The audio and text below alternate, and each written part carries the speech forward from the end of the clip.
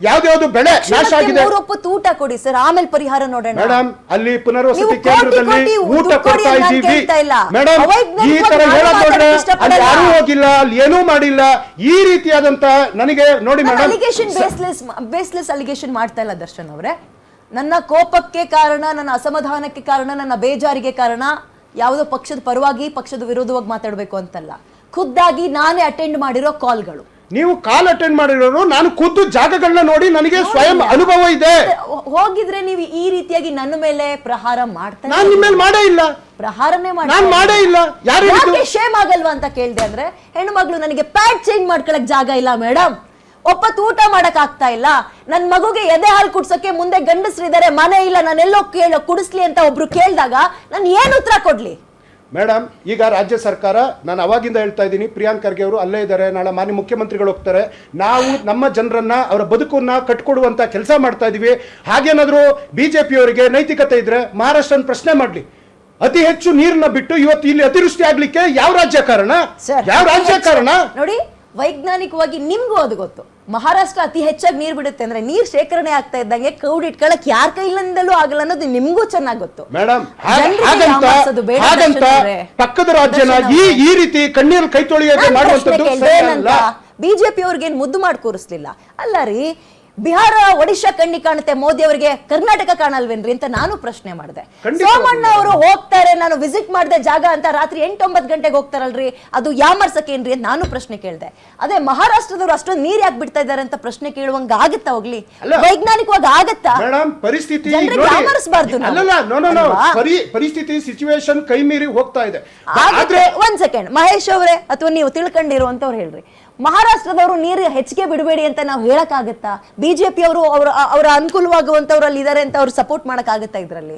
No madam. ಅತಿವೃಷ್ಟಿ ಆಗಿದೆ, ಎಷ್ಟು ನಮ್ಮ ನಾಡಿನ ಜನಗಳಿಗೆ ಆಗಿರ್ತಕ್ಕಂಥ ತೊಂದರೆಗಳ ಬಗ್ಗೆನೂ ನಾವು ಯೋಚನೆ ಮಾಡಬೇಕಾಗುತ್ತೆ. ಆದರೆ ಖಂಡಿತವಾಗ್ಲೂ ನೀವು ಎಷ್ಟು ಅಗ್ರೆಸಿವ್ ಪ್ರಶ್ನೆ ಕೇಳ್ತಾ ಇದ್ದೀರಾ, ನಿಮಗೆ ಕೆಲವೊಂದು ಅನುಭವದ ಮಾತು ಯಾರೋ ಅಲ್ಲಿ ತೊಂದರೆಗೊಳಗಾದವರು ಫೋನ್ ಮಾಡಿ ಹೇಳಿದ್ರು ಅನ್ನೋದಕ್ಕೋಸ್ಕರ ಡೆಫಿನೆಟ್ಲಿ ನೀವು ಕೇಳಿದವ್ರಿಗೆ ಗೊತ್ತಿರ್ತದೆ ಅಲ್ಲಿನ ಭೀಕರ ಪರಿಸ್ಥಿತಿ ಏನು ಅಂತ ಹೇಳ್ಬಿಟ್ಟು definitely you are going to raise the question. ಆದರೆ ಖಂಡಿತವಾಗ್ಲೂ ರಾಜ್ಯ ಸರ್ಕಾರ ಅಲ್ಲಿ ಏನು ಬೆಳೆ ನಾಶ ಆಗಿದೆ ಆ ಬೆಳೆಗೆ ಪರಿಹಾರ ಕೊಡುವಂಥದ್ದು, ಆ ರೈತರ ಜೊತೆಗೆ ನಿಲ್ಲುವಂಥದ್ದು, ಅವರಿಗೆ ಮನೆಗಳನ್ನ ಕಟ್ಕೊಡುವಂಥ ಸಂಪೂರ್ಣ ಜವಾಬ್ದಾರಿಯನ್ನು ರಾಜ್ಯ ಸರ್ಕಾರ, ಕೇಂದ್ರದವ್ರನ್ನ ನಾವು ಈ ವಿಚಾರದಲ್ಲಿ ನಾನು ಹಳೇದನ್ನ ಕೇಳಿದ್ದು, ಈಗಿನ ಕೇಳ್ತಾ ಇಲ್ಲ. ಅವ್ರು ಏನು ಮಾಡ್ತಾರೋ ಬಿಡ್ತಾರೋ, definitely we will stand with our farmers, we will stand with ನಮ್ಮ ಕರ್ನಾಟಕದ ಹೆಣ್ಮಕ್ಳ ಜೊತೆಗೆ ನಾವು ಇರ್ತೀವಿ ಮೇಡಮ್. ಲಾಸ್ಟ್ ಕ್ವೆಶ್ಚನ್ ಮಹೇಶ್ ಅವರೇ, ಜೆಡಿಎಸ್ ಅನ್ನುವಂತಹ ಪಾರ್ಟಿ ಇಂತಹ ವಿಚಾರಗಳು ಬಂದಾಗ ಪ್ರಶ್ನೆ ಯಾಕೆ ರೇಸ್ ಮಾಡ್ತಿಲ್ಲ? ಅಮಾವಾಸ್ಯೆಗೊಂದ್ಸಲ, ಹುಣ್ಣಿಮೆಗೊಂದ್ಸಲ ಕಾಣಿಸ್ಕೊಳ್ತಾ ಇದೀವಿ ಸರ್. ಹಾಲಿ ಕೇಂದ್ರದ ಸಚಿವರಿದ್ದೀರಿ ಸರ್ ಕುಮಾರಣ್ಣ ಅವರು, ಅವ್ರ ಮೇಲೆ ರೈತರು ಅಂತ ಬಂದಾಗ ನಮಗೆ ಸಡನ್ ಆಗಿ ಬಾಯಿಗೆ ಹೆಸರು ಬರೋದು ಬೇರೆ ಯಾರ್ದು ಅಲ್ಲ ಸರ್, ಕುಮಾರಸ್ವಾಮಿ ಅಂತ. ಯಾಕೆ ಈಗ ನೋಡಿ 2 ದಿವಸಗಳ ಹಿಂದೆನೆ ಕುಮಾರಣ್ಣ ಇದಕ್ಕೆ ಸಂಬಂಧಪಟ್ಟಂತೆ ಮಾಧ್ಯಮಗಳಿಗೆ ಮಾಹಿತಿಯನ್ನು ಬಿಡುಗಡೆ ಮಾಡಿದ್ದಾರೆ. ನನಗೆ ಆರೋಗ್ಯದ ಸಮಸ್ಯೆ ಇರೋದ್ರಿಂದ 2 ದಿನ ಬರೋದು ಲೇಟ್ ಆಗುತ್ತೆ. ನಿಖಿಲ್ ಕುಮಾರಸ್ವಾಮಿ ಅವರ ನೇತೃತ್ವದಲ್ಲಿ ತತ್ಕ್ಷಣ ಎಷ್ಟು ಶಾಸಕರು ಸಚಿವರುಗಳಿದ್ದಾರೆ, ಆ ಪರಿಹಾರ ಒಂದು ಪ್ರವಾಹಕ್ಕೆ ತುತ್ತಾಗಿರುವಂಥ ಪ್ರದೇಶಗಳಿಗೆ ಅವಲೋಕನ ಮತ್ತೆ ಸಂವಾದವನ್ನು ಮಾಡುವ ಮುಖಾಂತರ ತಕ್ಷಣದ ಪರಿಹಾರ ನಮ್ಮ ಪಕ್ಷದಿಂದ ಯಾವ ರೀತಿಯಾದಂಥ ಪರಿಹಾರವನ್ನು ಮಾಡಬೇಕು ಅದಕ್ಕೆ ಎಲ್ಲ ರೀತಿಯ ಕಾರ್ಯಕ್ರಮಗಳನ್ನು ಹಾಕೊಳ್ಳೋದಕ್ಕೆ ಈಗಾಗಲೇ ನಾವು ಹೇಳಿದ್ದೇವೆ. ಒಂದು ಕಡೆ ಏನು ಅಂತ ಹೇಳಿದ್ರೆ, ಇವಾಗ ಭೀಮಾ ನದಿ ಆಗಿರ್ಬೋದು, ಕೃಷ್ಣೆ ಆಗಿರ್ಬೋದು, ಅವ್ರಿಗೆ ಗೊತ್ತಿದೆ, ಸರ್ಕಾರಕ್ಕೆ ಗೊತ್ತಿದೆ ಯಾವಾಗ ಫ್ಲಡ್ ಆದಂಥ ಸಂದರ್ಭದಲ್ಲಿ ಎಷ್ಟು ನೀರನ್ನು ಬಿಡುಗಡೆ ಮಾಡ್ತಾರೆ. ಇದಕ್ಕೆ ಇವ್ರ ಹತ್ರ ಈ ಪರಿಣಾಮವನ್ನು ಕಡಿಮೆ ಮಾಡೋದಕ್ಕೆ ಇವ್ರ ಹತ್ರ ಆನ್ಸರ್ ಇರಲಿಲ್ವಾ? ಇವ್ರ ಹತ್ರ ಮತ್ತೆ ಇನ್ನೊಂದೇನಪ್ಪ ಅಂತ ಹೇಳಿದ್ರೆ, ಅಲ್ಲಿನ ಜಿಲ್ಲಾಧಿಕಾರಿಗಳಾಗಿರ್ಬೋದು, ಅಲ್ಲಿನ ಸಿಇಒಗಳಾಗಿರ್ಬೋದು, ಇವತ್ತು ಎಷ್ಟೋ ಜಾನುವಾರುಗಳಿಗೆ ಮೇವಿಲ್ಲ, ಬದುಕಿರೋ ಜಾನುವಾರುಗಳಿಗೆ ಮೇವಿಲ್ಲ, ಬದುಕಿರುವಂತ ವ್ಯಕ್ತಿಗಳಿಗೆ ಊಟ ಇಲ್ಲ, ಭಕ್ತಿರೋರಿಗೆ ಬಟ್ಟೆಗಳಿಲ್ಲ. ಈ ನೋಡಿ ನಾನು ನೋಡಿ ಮೇಡಮ್, ನೋಡಿ ಮೇಡಮ್, ಕುಮಾರಣ್ಣವರು ಇದೆಲ್ಲನ ಆಧಾರವಾಗಿ ಇಟ್ಕೊಂಡೆ ಗೊತ್ತಿತ್ತವ್ರಿಗೆ ರೈತರ ಸಾಲವನ್ನ ನಾನು ಮನ್ನಾ ಮಾಡ್ಬೇಕು ಅಂತ ಹೇಳಿ 25,000 ಕೋಟಿ ರೂಪಾಯಿ ಸಾಲ ಮನ್ನಾ ಮಾಡಿದ್ದು ನಾವೇ.